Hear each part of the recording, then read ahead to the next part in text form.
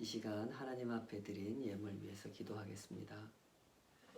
아버지 하나님, 그 선하신 손의 역사가 저희들의 삶을 매일매일 얼마나 신실하게 돌봐주시는지, 한 주간에도 주님께서 베풀어 주신 이 땅 위에서 여러 가지 수고를 통해 결실을 거두게 하시고 그것으로 살아갈 자원을 얻게 하시고 우리만 홀로 먹고 사는 것이 아니라 함께 더불어 살아갈 수 있도록 손을 펴게 하시고 그렇게 주님과 맞잡은 손으로 일하고 거두며 살아가게 하시는 은혜를 감사합니다. 저희들에게 주신 이 모든 은혜가 살아가는 과정을 통해서 하나님께서 원하는 사람들에게 또 이 세상 속에 잘 전달될 수 있기를 원합니다. 온전히 주님의 도구가 되고 통로가 되어 주께 쓰임 받기를 원하오니 이 시간 주님 앞에 구별하여 드린 것들이 그러한 고백이 되게 해 주시고 또 주님의 섭리 속에서 선하게 쓰여지는 것이 되게 하여 주시고 우리가 하나님께 부름받은 청지기임을 확인하는 우리의 삶의 고백이 될 수 있도록 주님 기쁘게 흠양하여 주시옵소서. 우리가 언제나 돈으로 사는 인생이 아니요 하나님의 돌보심으로 사는 인생인 것을 기억하게 하시고 그 앞에 감사하게 하시며 그 앞에 살아감의 영광을 누릴 수 있도록 우리의 삶을 항상 인도하여 주시옵소서. 오늘도 우리의 기도가 향하고 있는 모든 사람들에게 하나님의 은혜가 드려진 예물과 함께 잘 전달될 수 있도록 친히 선하게 역사하시는 하나님의 그 선하신 손이 우리의 드리는 모든 것을 은혜 가운데 거두어 주심과 또한 사용해 주심을 감사하오며 예수님의 이름으로 기도하옵나이다. 아멘. 아멘. 우리 시간 하나님 말씀 창세기 41장 같이 보시겠습니다. 창세기 41장 9절에서 16절까지. 오늘은 창세기 41장 9절에서 16절까지 말씀을 본문으로 하나님 말씀 증거하도록 하겠습니다. 다 찾으신 줄 알고 한 목소리로 같이 읽겠습니다. 9절부터 16절까지입니다. 시작. 술 맡은 관원장이 바로에게 말하여 이르되 내가 오늘 내 죄를 기억하나이다. 바로께서 종들에게 놓아사 나와 떡 굽는 관원장을 친위대장의 집에 가두셨을 때에 나와 그가 하룻밤에 꿈을 꾼즉 각기 뜻이 있는 꿈이라. 그곳에 친위대장의 종된 히브리 청년이 우리와 함께 있기로 우리가 그에게 말하매 그가 우리의 꿈을 풀되 그 꿈대로 각 사람에게 해석하더니 그 해석한 대로 되어 나는 복직되고 그는 매달렸나이다. 이에 바로가 사람을 보내어 요셉을 부르매 그들이 급히 그를 옥에서 내놓은지라. 요셉이 곧 수염을 깎고 그의 옷을 갈아입고 바로에게 들어가니 바로가 요셉에게 이르되 내가 한 꿈을 꾸었으나 그것을 해석하는 자가 없더니 들은즉 너는 꿈을 들으면 능히 푼다 하더라. 요셉이 바로에게 대답하여 이르되 내가 아니라 하나님께서 바로에게 편안한 대답을 하시리이다. 아멘. 오늘 주신 말씀을 가지고 내가 아니라 하나님께서 이런 제목으로 말씀 증거하겠습니다. 17살의 청년 척 프라이라고 하는 젊은이가 있었습니다. 아주 우수한 성적으로 고등학교를 졸업하고 대학에 진학해서도 뛰어난 공부에 재능을 두각을 나타내는 장래가 촉망되는 그런 젊은이였습니다. 대학을 졸업한 후에는 뜻을 품고 그 당시에 보통 60대 1의 그 경쟁률을 뚫어야 받아야만 들어갈 수 있는 의과대학에도 한 번에 쉽게 진학을 하게 됩니다. 첫 번째 학기를 보내면서 척 프라이는 하나님 앞에 기도합니다. 하나님, 저는 돈을 잘 버는 첨단 의사가 되기보다는 외롭고 소외된 사람들을 고쳐주는 그런 의사가 되고 싶습니다. 그는 기도한 대로 목표를 세웠고 열심히 공부했습니다. 그러나 이 첫 학기가 끝나기 전에 이 청년은 몸에 이상을 느끼기 시작합니다. 이유를 알 수 없는 피로감에 너무너무 괴로운 하루하루를 보내다가 5월에는 정밀 검사를 받아보게 되었습니다. 그리고 그 검사의 결과를 받게 되죠. 검사 결과는 급성 백혈병이라는 것이었습니다. 혈액암이라고 하기도 하죠. 5월에 그렇게 진단을 받고 9월이 돼서는 세상을 떠나게 됩니다. 진단받은 후 약 4개월 만에 그렇게 세상을 떠나게 된 것입니다. 이 척 프라이라는 청년을 위해서 기도했던 그 주변 사람들, 그 사람들은 도무지 이해할 수가 없었습니다. 그래서 하나님 앞에 수없이 질문했다 그럽니다. 하나님, 왜 이렇게 일하십니까? 아니, 우리 교회 청년, 이 척 프라이는 하나님을 위해서 일하는 의사가 되고 싶어 했습니다. 우리가 그를 살려달라고 얼마나 하나님께 간절히 기도했습니까? 그가 선교의 소망을 품게 만드신 분, 그분이 하나님 아니십니까?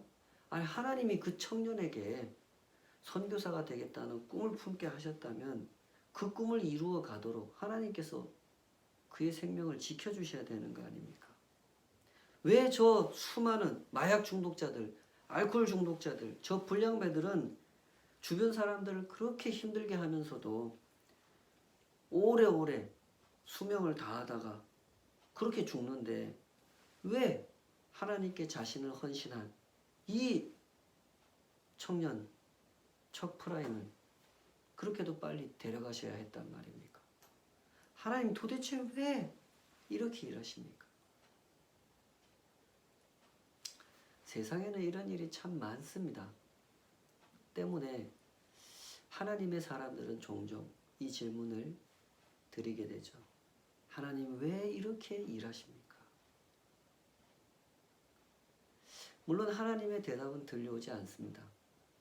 대답이 들려오지 않는다는 사실을 알면서도 하나님의 사람들은 이 질문을 쉽게 포기하지 못할 때가 많습니다. 그래서 다시 또 묻고 또 물을 때가 있죠. 하나님, 도대체 왜 이렇게 일하십니까? 어떤 사람을 성경 번역 선교사로 부르시려거든 그 사람에게 언어학자로서의 그 발휘할 수 있는 뛰어난 지성과 감각을 주셔서 빨리 현지 언어를 습득하게 만들고 그래서 성경 번역이 빨리빨리 진행될 수 있게 하시고 윌리엄 캐리 같은 선교사는 혼자서 17개 언어로 성경을 번역했다고 하는데 윌리엄 캐리 같은 그런 탁월한 언어 감각을 모든 성경 번역 선교사에게 이렇게 주시면 참 좋지 않겠습니까? 성경 번역 선교사로 누구를 부르시려거든 그 사람에게 언어적으로 뛰어난 감각을 주십시오. 그리고 많은 후원자들을 붙여주셔서 사역을 진행함에 있어서 무슨 돈이 없어서 일을 못하는 그런 상황은 발생하지 않도록 도와주시고 비자 문제 이런 것 좀 하나님 알아서 다 해결해 주십시오. 선교사에게 선교사로서 일을 하게 하시려면 좀 성격도 좋게 만들어서 시원시원하고 긍정적인 성격을 갖게 만들어서 누구를 만나더라도 빨리 친구가 될 수 있고 인간관계 갈등 이런 거 절대 겪지 않고 사람을 이끄는 능력, 리더십 이런 거 잘 발휘할 수 있도록 하시고 코로나19 같은 상황이 생겨도 선교사님들은 특별히 건강하게 만드셔서 그런 거하고 아무 상관없이 계속해서 사역을 펼쳐갈 수 있게 만드시면 얼마나 좋겠습니까? 그런데 하나님 그렇게 일하시지 않습니다. 언어 감각이 뛰어난 사람, 성격 좋고 돈 많고 이런 사람은 선교지에 거의 없습니다. 성경 번역 선교사님들이 들으면 좀 오해할 수 있는 대목인데 절대 그분들을 무시하는 게 아닙니다. 우리 성도님들 다 알아들으실 줄 압니다. 하나님께서 일하시는 방식은 우리가 이해할 때 참 이해 안 되는 부분이 많습니다. 지금 코로나19 상황으로 인해서 많은 선교사님들이 한국에 들어와 있습니다. 비자 문제가 막혔고 그 나라에서 들어오지 말라고 자기 나라로 돌아가라고 보내놓은 상태입니다. 어떤 선교사님은 정말 힘들게 현지 언어를 익히고 현지 사람들하고 친해지고 이제 막 일을 좀 제대로 해보려고 하는데 암에 걸려가지고 세상을 떠납니다. 아니 그런 사람 하나님께서 좀 고쳐주시면 하나님 일이 좀 더 쉬워지지 않겠습니까? 하나님 그 사람 고쳐주지 않고 그냥 죽게 놔두십니다. 하나님은 도대체 왜 이런 식으로 일을 하실까요? 요셉만 해도 그렇습니다. 하나님께서 요셉을 애굽의 총리로 세우고자 하셨다면 요셉을 통해서 이 세상을 구원하고 애굽이라는 대제국에 그리고 가나안 온 땅에 하나님을 증거할 계획을 세우셨다면 아주 쉽게 아주 빨리 그렇게 하시면 될 일입니다. 그렇지 않습니까? 그런 일은 하나님께 아주 쉬운 일입니다. 간단한 일이에요. 그런데 하나님 참 이상합니다. 아주 간단하게 아주 빨리 하실 수 있는 일을 아주 어렵게 아주 오랫동안 이루어 가십니다. 요셉을 애굽의 총리로 세우기까지 최소한 13년이 흘렀습니다. 그동안 요셉은 노예로 살아야 했고 억울하게 노명을 쓰고 감옥에 들어가 살아야 했습니다. 그 세월을 견딘 후에야 요셉에게 비로소 기회가 주어집니다. 바로 왕에게 꿈을 꾸게 하시고 다른 사람은 해석하지 못하는 상황, 그때 요셉을 불려 올라오게 만드시죠. 이 장면이 참 특이한 장면이에요. 왜냐하면 대제국 애굽뿐만 아니라 그 당시에 웬만한 나라들은요, 각 나라 정부에 그 왕의 꿈을 해석하는 전문 관리들이 있었단 말입니다. 그래서 왕이 꿈을 꾸면 그 관리들이 불려가서 그 꿈을 해석을 해요. 그리고 그 해석한 걸 가지고 나라의 일을 결정하죠. 그런데 이 사람들이 바로 왕 앞에 불려갔는데 꿈을 해석을 못해요. 이건 굉장히 이상한 일이에요. 8절에 그렇게 돼 있죠. 오늘 8절을 안 읽었는데요. 아침에 그의 마음이 번민하여 사람을 보내어 애굽의 점술가와 현인들을 모두 불러 그들에게 그의 꿈을 말하였으나 그것을 바로에게 해석하는 자가 없었더라. 꿈을 해석한다고 하는 것은 그 당시에나 지금이나 그 나름의 규칙이라는 게 있거든요. 꿈을 해석하는 사람들에게도 나름의 매뉴얼이 있습니다. 여기 언급된 애굽의 점술가와 현인들이라고 하는 사람들은 밤낮 그것을 연구하는 사람들이었습니다. 그러니 자신들이 알고 있는 지식을 총동원해서 어떤 해석이든지 내놓을 수 있는 준비가 되어 있는 사람이라 이 말입니다. 그런데 이상하게도 이 사람들이 바로의 꿈 이야기를 듣고 한마디도 제대로 된 해석을 내놓지 못합니다. 성경은 이 부분을 자세하게 설명하지는 않습니다. 왜 해석할 수 없었는지 그 이유를 그래서 우리는 정확히 알 수는 없습니다. 그러나 분명한 사실은 이 사람들이 그 꿈을 해석할 수 없었다는 겁니다. 이게 이상한 거예요. 어떤 꿈이든지 해석을 척척 내놓을 수 있는 준비가 되어 있는 사람들, 그 일을 위해서 밤낮 연구하고 경험을 쌓고 그 일을 이때까지 수십 년간 해온 이 베테랑들이 꿈 얘기를 듣고 해석을 내놓을 수 없었다는 겁니다. 그리고 그때 이 술 맡은 관원장이 등장을 해요. 타이밍이 딱딱 맞죠. 술 맡은 관원장이 이 상황을 보면서 비로소 잊혀진 기억이 되살아나게 돼요. 이 상황이 지금 어때요? 내가 2년 전에 감옥에서 겪었던 상황하고 굉장히 닮아있죠. 내가 2년 전에 감옥에서 꿈을 꿨는데 이거 해석해 줄 사람이 없어 아주 답답했단 말이에요. 근데 지금은 약간 상황이 달라요. 바로가 꿈을 꿨는데 해석자들이 이렇게 많은데 아무도 해석을 못해. 이 비슷한 상황을 보고 이 술 맡은 관원장이 2년 전 요셉이 생각난 거예요. 와, 내가 어떻게 그 요셉을 까마득하게 잊고 있었지? 하나님의 일하심이라고 하는 것은 이런 식이에요. 훨씬 더 쉽게 가실 수 있는데 훨씬 더 어렵게 가십니다. 뭐 이렇게 복잡하게 가십니까? 술 맡은 간원장으로 하여금 요셉을 기억나게 하시려면 그냥 기억나게 하면 되잖아요. 뭘 이렇게 복잡하게. 근데 굳이 하나님 그렇게 하십니다. 뭐 나중에 가면 왜 그렇게 하셨는지 이유를 알 수 있습니다만은 오늘은 좀 넘어갑시다.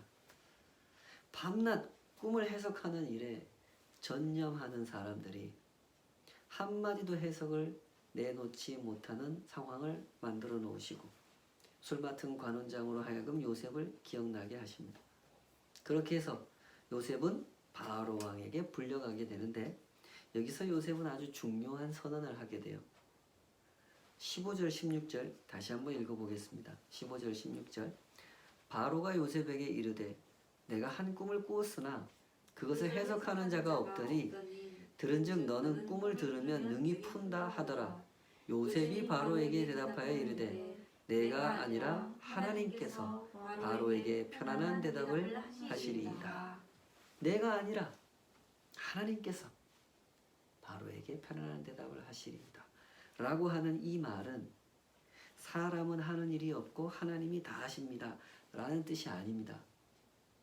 이 말은 사람과 하나님의 격차, 신과 사람의 근본적인 격차를 설명하는 표현입니다. 욥이라는 사람 기억하시죠? 그 욥의 고백 속에도 비슷한 표현이 들어있는데요.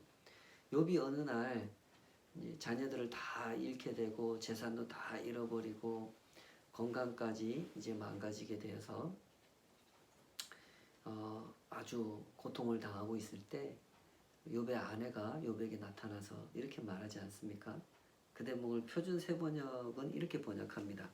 욥기 2장 9절 이래도 당신은 여전히 신실함을 지킬 겁니까? 차라리 하나님을 저주하고서 죽는 것이 낫겠습니다. 욥의 아내가 욥한테 이렇게 말을 해요. 그러자 욥이 이렇게 대답을 해요. 당신까지도 어리석은 여자들처럼 말하는 구려. 우리가 누리는 복도 하나님께로부터 받았는데 어찌 재앙이라고 해서 못 받는다 하겠소. 이렇게 대답을 해요. 여기서 욥이 한 말도 바로 그런 뜻이에요. 욥은 지금 사람과 하나님의 근본적인 격차를 설명하고 있는 겁니다. 욥은 그 격차를 이해하고 있어요. 욥이라고 해서 재앙이 좋을 수 있겠습니까? 고통은 힘든 겁니다. 욥도 우리랑 똑같은 사람이에요. 피하고 싶은 것은 피하고 싶은 것이고 괴로운 것은 괴로운 거예요. 그러나 그럼에도 불구하고 하나님의 사람들이 이해하고 있는 중요한 핵심은 하나님은 주시는 분이고 사람은 받는 존재라는 거예요. 좋은 것도 나쁜 것도 즐거운 것도 괴로운 것도 사람은 받는 입장이고 하나님은 주시는 입장이라는 겁니다. 이것은 결코 책임을 논하자는 말이 아닙니다. 그러니까 모든 책임은 하나님께 있는 거 아닙니까?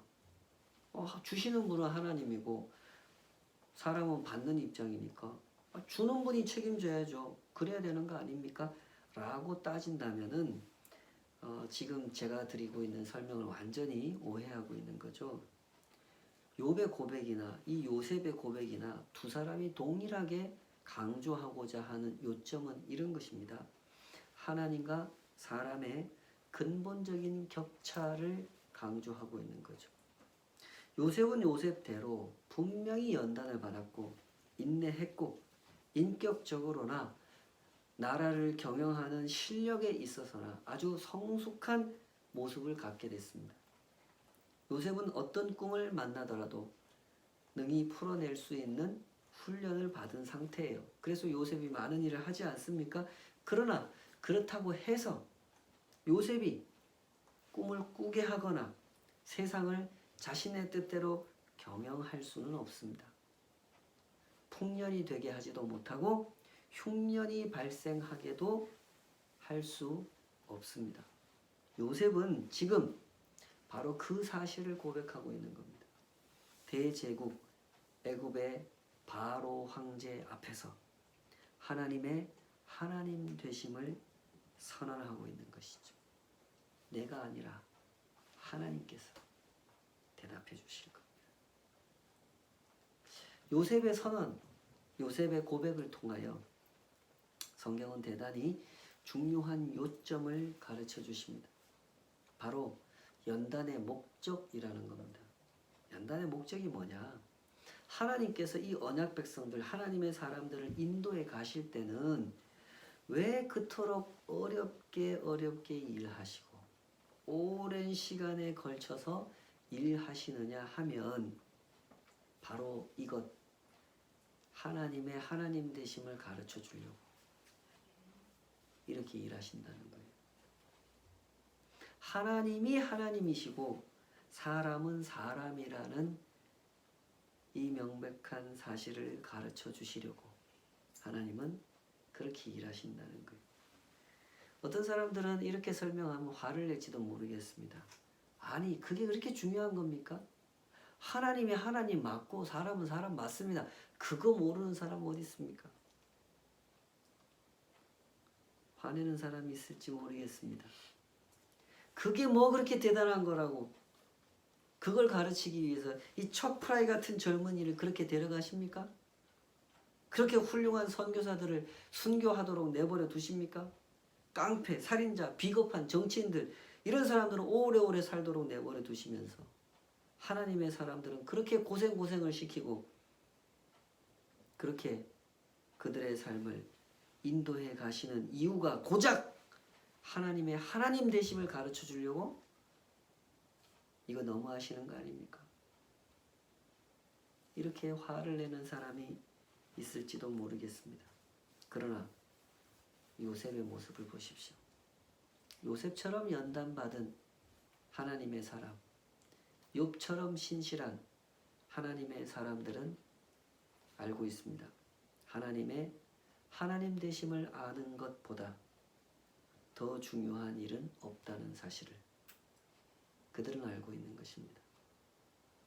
사람이 하나님의 하나님 되심을 제대로 아는 것이 정말 쉽지 않은 일이라는 사실을 그들은 알고 있는 것입니다. 그래서 따지지 않는 것입니다. 그래서 이렇게 성숙한 모습으로 하나님 앞에 연단되고 연단되는 것입니다. 리차드 범브란트라는 목사가 있죠. 그분이 들려주는 그 전설 이야기 속에 이런 이야기가 있습니다. 전설입니다. 성경에 나오는 이야기는 아닙니다. 모세가 한 번은 우물가에서 깊은 생각에 골몰하고 있었다고 합니다. 뭔가를 깊이 생각하고 있는데 그 우물가에 한 여행객이 나타나서 물을 마십니다. 얼마나 목이 말랐는지 물을 벌컥벌컥 떠서 마시고는 물을 마시는 중에 허리춤에 차고 있던 돈주머니가 떨어집니다. 근데 이 사람이 자기 돈주머니가 떨어진지도 모르고 물만 마시고 가버리는 거예요. 조금 있으니까 두 번째 여행객이 우물에 나타납니다. 딱 우물에서 물을 마시는 것 같더니 딱 보니까 돈주머니가 떨어져 있는 거예요. 이 두 번째 여행객은 돈주머니를 얼른 챙겨가지고 자기 주머니에 넣고 그 자리를 떠나버립니다. 조금 있으니까 세 번째 여행객이 나타납니다. 이 사람은 첫 번째, 두 번째 누가 왔다 갔는지 아무것도 모르죠. 와가지고 목마르니까 얼른 물을 떠서 마시고는 아이고 어찌 그늘이 없나 이렇게 보더니 우물 옆에 그 나무 그늘이 있는 것을 보고 거기 가서 지쳐 쓰러져 잠이 들었습니다. 조금 있으니까 첫 번째 여행객, 그 돈 잃어버린 사람이 다시 우물에 찾아왔습니다. 이 사람이 생각할 때 내가 틀림없이 그 우물에서 돈 주머니 떨어뜨린 것 같아. 근데 와서 찾아보니까 아무리 봐도 돈 주머니를 찾을 수가 없는 거죠. 근데 옆에 보니까 웬 남자가 잠을 자고 있네.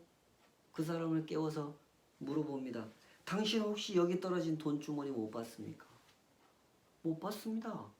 못 봤으니까 못 봤다고 한 거죠.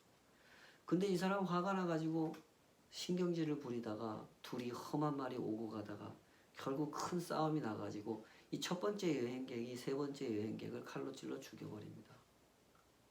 그 순간에 모세가 하나님께 말을 겁니다. 하나님, 이래서 사람들이 하나님 안 믿는 겁니다. 세상이 이렇습니다. 세상에는 악과 불의가, 불법이 너무 많습니다. 세상은 정의롭지 않습니다.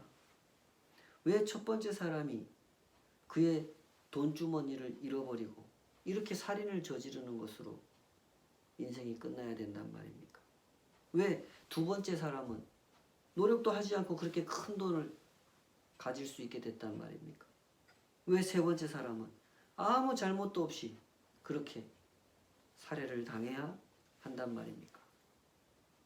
이거 너무나 불공평하고 정의롭지 않습니까? 그래서 사람들이 하나님을 안 믿는 겁니다. 이렇게 따지자 하나님께서 대답을 하셨다고 합니다. 이런 질문에 대해 항상 대답해 줄 수는 없다. 이번 한 번만 너에게 대답해 주겠다. 잘 들어봐라. 첫 번째 사람은 도둑의 아들이었다. 돈이 가득 든 그 돈주머니는 그의 아버지가 그 두 번째 사람의 아버지로부터 훔친 돈이다. 두 번째 사람은 자기에게 주기로 되어 있던 그 돈주머니를 찾으러 다니는 중에 이 우물가에 와서 그 돈주머니를 찾아가지고 간 것이다.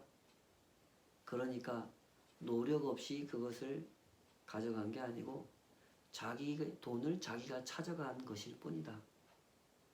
세 번째 사람은 사람들이 이거 모르고 있는데 그 사람은 원래 살인자다. 그 살인은 완전 범죄로서 세상에 들키지 않을 사건이었는데 이 첫 번째 사람의 칼을 맞고 세 번째 사람은 그렇게 벌을 받게 된 거다. 앞으로는 네가 이해하지 못하는 상황이지만 거기에는 의미가 있고 정의가 흘러나온다는 것을 믿도록 하여라. 말씀드린 대로 이것은 전설입니다. 성경에 나오는 이야기는 아닙니다.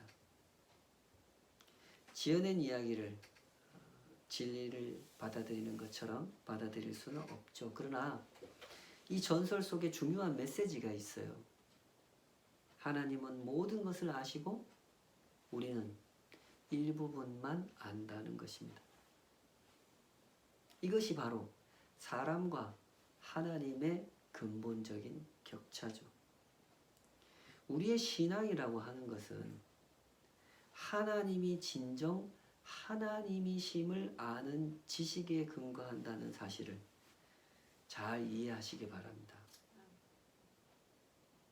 하나님이 하나님이시라는 걸 믿는 것, 그것이 우리 신앙의 기초입니다. 때문에 하나님의 사람들은 이런 소망을 가지고 살아가는 겁니다. 내 마음대로 움직여주시는 하나님을 소망하지 않고 하나님 마음대로 움직이는 내가 되기를 소망하는 것입니다. 여러분 마음속에 어떤 소망이 있는지 점검해 보십시오. 다시 말해서 하나님의 통치를 사모하는 것입니다. 내 마음대로 움직여주는 하나님을 소망하는 것이 아니라 하나님 마음대로 움직이는 내가 되기를 소망하는 것. 하나님의 통치를 사모하는 마음인 것입니다. 앞서 말씀드린 그 신실한 청년 척 프라이라고 하는 청년에게는 약혼자가 있었습니다. 의대를 다니던 그 첫 해에 5월 달에 캐런 에른스트라고 하는 아가씨와 사랑을 하고 약혼을 하게 됩니다. 약혼식을 치르고 5주가 지난 후에 이 캐런이라고 하는 아가씨는 이 척 프라이가 시한부 인생을 살고 있다는 사실을 알게 됩니다. 그 검사 결과를 그때 알게 된 거예요. 그러나 두 사람은 결혼을 하기로 결심을 합니다. 그리고 7월 달에 결혼을 했죠. 그리고 9월 달에 척 프라이는 세상을 떠나게 됩니다. 불과 2개월, 3개월도 다 누려보지 못하는 결혼 생활은 그렇게 끝이 났던 것입니다. 캐런은 그때 자기 남편 척 프라이가 다니던 의과대학에 진학을 합니다. 졸업 후에는 남아프리카의 스와질랜드로 가서 의료 선교사의 삶을 삽니다. 은퇴할 때까지. 우리는 이 캐런의 마음을 다 이해할 수 없을 겁니다. 어떤 생각, 어떤 소원을 가지고 그런 삶을 살았는지 우리가 그분의 마음을 다 알기는 어렵죠. 그러나 분명한 사실은 이것입니다. 캐런이 하나님의 하나님 되심을 인정하고 살았다는 것입니다. 그녀도 틀림없이 궁금했을 겁니다. 하나님께서 왜 그렇게 신실한 내 남편 척 프라이를 그렇게 일찍 데려가셔야 했는지, 자신은 왜 사랑하는 그 남자와 그토록 짧은 결혼 생활로 우리의 결혼 생활을 끝내야 했는지 누구보다도 그녀가 궁금했을 것입니다. 그러나 캐런은 이 사실을 알고 있었습니다. 하나님께서 인생을 보시는 관점과 사람이 인생을 보는 관점이 매우 다를 수 있다는 사실을 알고 있었던 것입니다. 창조주의 관점과 지음을 받은 자의 관점, 사명을 주신 분의 관점과 사명을 받은 자의 관점이 다를 수 있다는 사실을 캐런은 이해하고 있었던 것입니다. 때문에 역경 앞에서도 넘어지지 않았던 것이고 역경 후에도 그토록 순결하고 그토록 존귀한 모습으로 자신에게 맡겨진 삶을 고귀하게 살아낼 수 있었던 것입니다. 부디 참된 신앙을 배워가시기 바랍니다. 하나님께 나를 이해시키려고 하지 마십시오. 하나님은 이미 충분히 우리를 알고 계십니다. 다만 하나님을 이해하려고 하십시오. 온전히 겸손하게 하나님을 이해하고 하나님을 따르려고 하십시오. 하나님이 진정 하나님이시라면 하나님께서 하시는 일에 선하심을 믿는다면 마땅히 하나님을 따르는 길, 그 길을 가야 하지 않겠습니까? 코로나19 상황이든지 다른 어떤 상황이든지 우리는 다 알 수 없습니다. 왜 이렇게 힘든 시간들을 겪어내야 하는지, 왜 이렇게 불편한 과정들을 왜 이렇게 길게 겪어내야 하는지 우리는 다 알 수 없습니다. 그러나 한 가지 분명한 사실이 있습니다. 이 시간들을 겪어가는 동안에 우리는 하나님의 하나님 되심을 제대로 배워가게 될 것이라는 사실입니다. 그렇게 되면 우리도 요셉처럼 선언하게 될 것입니다. 내가 아니라 하나님께서 편안하게 대답해 주실 것입니다. 기도합시다. 아버지 하나님, 우리의 삶을 선하게 창조하셨음을 믿습니다. 우리의 삶을 선하게 인도하고 계심을 믿습니다. 때로 저희가 이해할 수 없는 현실을 마주할 때도 하나님 앞에 감히 왜 이렇게 일하시느냐고 따져 묻는 그때에도 우리의 머리가 작아서 우리의 이해력이 부족해서 우리가 사람이라서 감히 하나님의 하나님 되심을 충분히 이해할 수 없는 입장에 있다 보니 그럴 수밖에 없는 것임을 주여 우리가 알게 하여 주시옵소서. 이 사실을 겸허하게 받아들이게 하여 주시옵소서. 하나님은 하나님이시고 우리는 사람입니다. 우리의 작은 머리로 하나님을 다 이해할 수 없지만 우리는 알고 있습니다. 하나님은 항상 선하십니다. 선한 계획을 세우시고 선한 결과를 반드시 이루어내십니다.